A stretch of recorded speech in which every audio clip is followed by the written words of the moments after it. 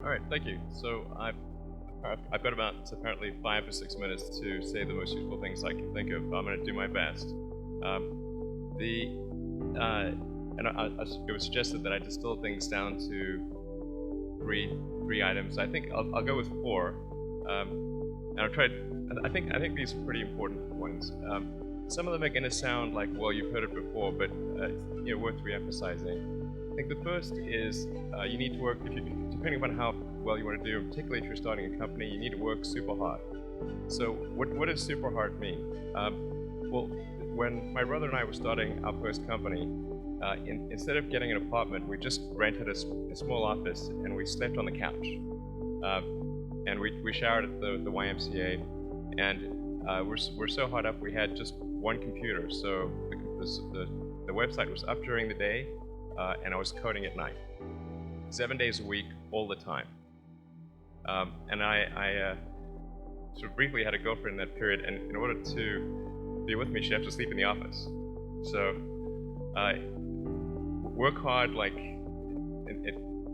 every waking hour. That's the thing I would say, particularly if you're starting a company. And I mean, if you do simple math, say like, okay, if somebody else is working 50 hours and you're working 100, you'll get twice as much done in the course of a year as the other company. The other thing I'd say is that if you're creating a company or if you're joining a company, the most important thing is to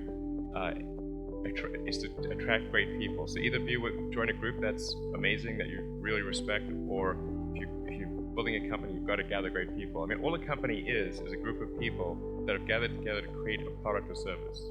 And so depending upon how talented and hardworking that group is, and the degree to which they are focused cohesively in a good direction, that will determine the success of the company. So do everything you can to gather great people if you're creating a company. Then I'd say focus on signal over noise. A lot of companies get confused. They spend money on things that don't actually make the product better. So, for example, at Tesla, we've never spent any money on advertising. We put all of the money into R&D and manufacturing and design to try to make the car as good as possible.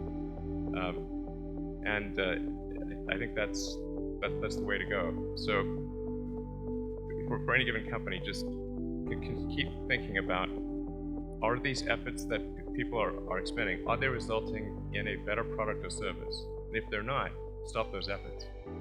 And then the final thing is to sort of don't just follow the trend. So you may have heard me say that it's good to think in terms of the physics approach of first principles, which is, rather than reasoning by analogy, you boil things down to the most fundamental truths you can imagine, and you reason up from there. And this is a good way to figure out if something really makes sense, or if it's just what everybody else is doing. It's hard to think that way. You can't think that way about everything. It takes a lot of effort. But if you're trying to do something new, it's the best way to think. And that framework was developed by physicists to figure out counterintuitive things, like quantum mechanics. So it's really a powerful method. Anyway, so that's, and then I think that the final thing I would encourage you to do is, now is the time to take risk. You don't have, you don't have kids. Your obligation. Well, sorry. Probably don't have kids.